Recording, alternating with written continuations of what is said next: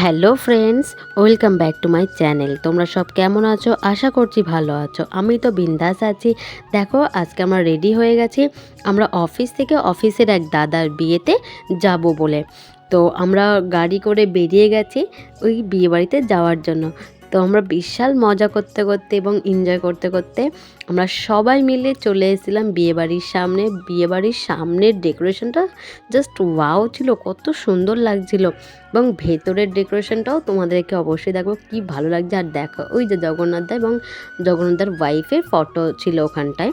তো আমরা ভেতরে ঢুকতে দেখি না জগন্নাথদার এবং তার ওয়াইফের ফটোশ্যুট হচ্ছে ওখানে। তো আমাদের ভেতরের ডেকোরেশনটা দেখো, মানে জাস্ট কি ভালো লাগছিল, খুবই সুন্দর লেগেছিল।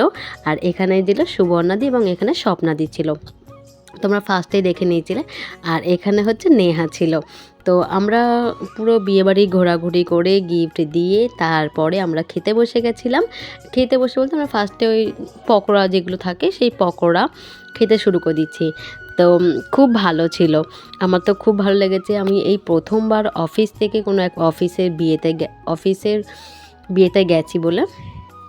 তো আমাদের ওই পকোড়া খাওয়া হয়ে গেছিলো। তো বাড়ি ফেরার জন্য লেট হয়ে যাচ্ছিলো বলে আমরা তাড়াতাড়ি করে খেতে বসে গেছিলাম।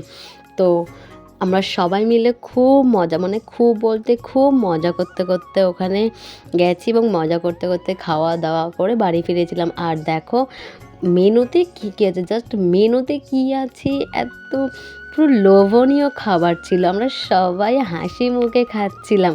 আর দেখো পোলাও ছিল, মাটন ছিল, চিংড়ি মাছ ছিল, খুব সুন্দর ছিল। আমরা সবাই মিলে খেতে বসে গেছি। আমার চিংড়ি মাছ খাওয়া দেখে জাস্ট হাসি পাচ্ছে, আমি এত তাড়াহুড়ো করে খাচ্ছিলাম। তারপরে শেষে শুভেন্দুদা এসেছিলো, ও আমার পাশে বসেছিল। খাওয়া দাওয়া করলাম, শেষে আইসক্রিম নিয়ে বেরিয়ে গেছি। তা চলো টাটা।